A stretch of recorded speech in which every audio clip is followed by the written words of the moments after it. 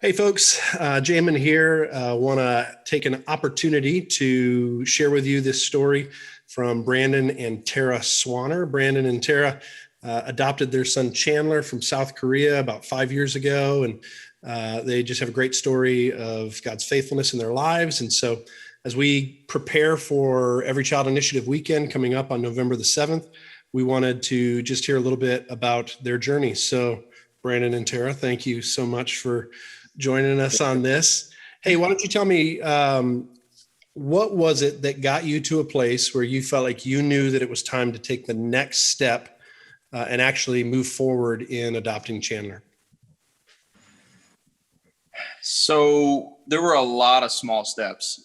So it's hard to break any one individual step down. But even when it comes to like our families growing up, we're involved in foster care. We're adopting in the States, bringing children into their homes. So I think the seeds of it were planted really early. And so we always, even since when we started dating, kind of talked about, hey, one day we think we'd love to adopt internationally because we love the idea of our house reflecting the world that God created on some level, but we didn't know exactly what that meant or where.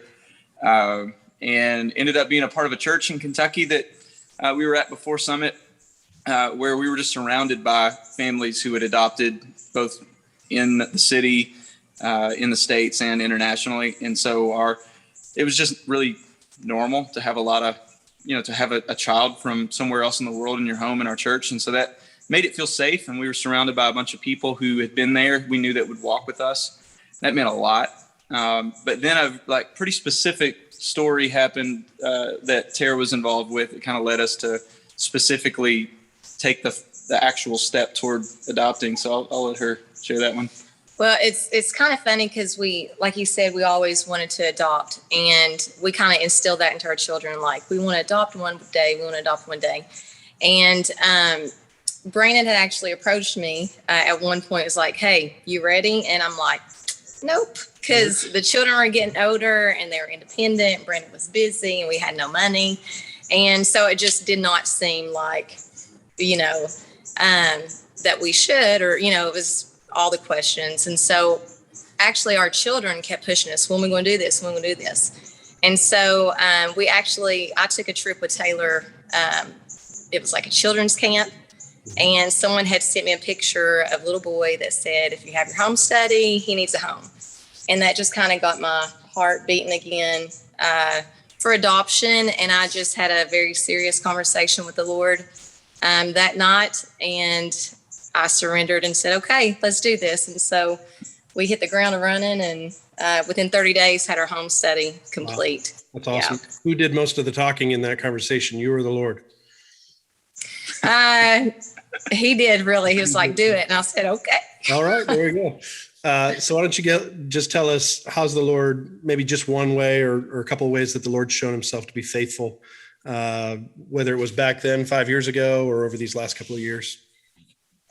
Well, in the very beginning, like I said, with no money, Chandler, he was on a waiting list. And basically when you signed yes, you had to pay money. Mm-hmm. And there was like a big chunk of it, like $30,000 that was due. And Brandon had made a plan, like, I'm going to do these odd jobs and, maybe we could reach out to these people. And money just came in from places that we didn't even have a clue about. And like, we had the exact amount that was needed to sign for Chandler. So it happened from the very beginning. Yeah. Just the Lord's faithfulness and just the way that he provided. And so it's really neat. Yeah, I ate a big piece of humble pie on that because I told Tara, I was like, look, it doesn't work this way. Like, you don't get to see a kid online and just pick them and raise money and get it. Like, you should prepare yourself for a big no on this. And she was like, okay, well, if we whiff,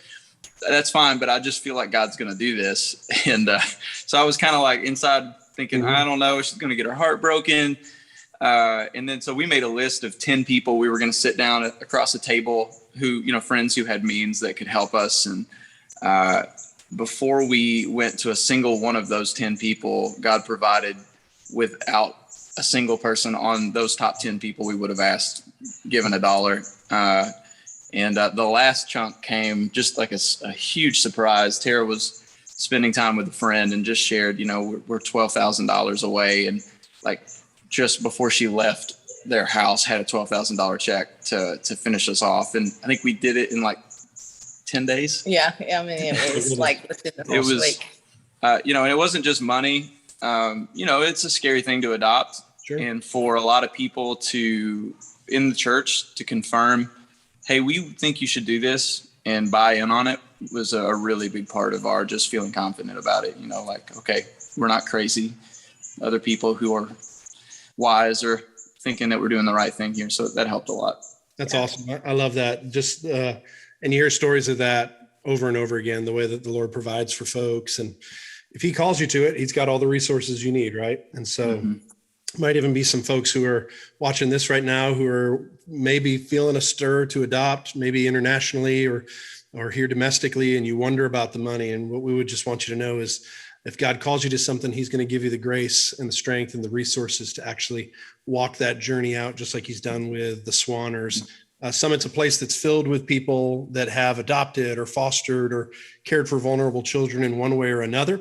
And one of the ways that we continue to talk about this is through our Every Child Initiative weekend, which is coming up on November the 7th, Sunday morning at all of our campuses. We'll be focusing on God's heart for the vulnerable. We'll have partners there. And then also we'll have an event on Sunday night. We're inviting you to come on back from 6 to 8 on November the 7th, where we will sing, we'll pray, and we'll hear more from our partners. And maybe, just maybe, the Lord might say something to you on that night. So Summit, we love you. Hope to see you then on November 7th.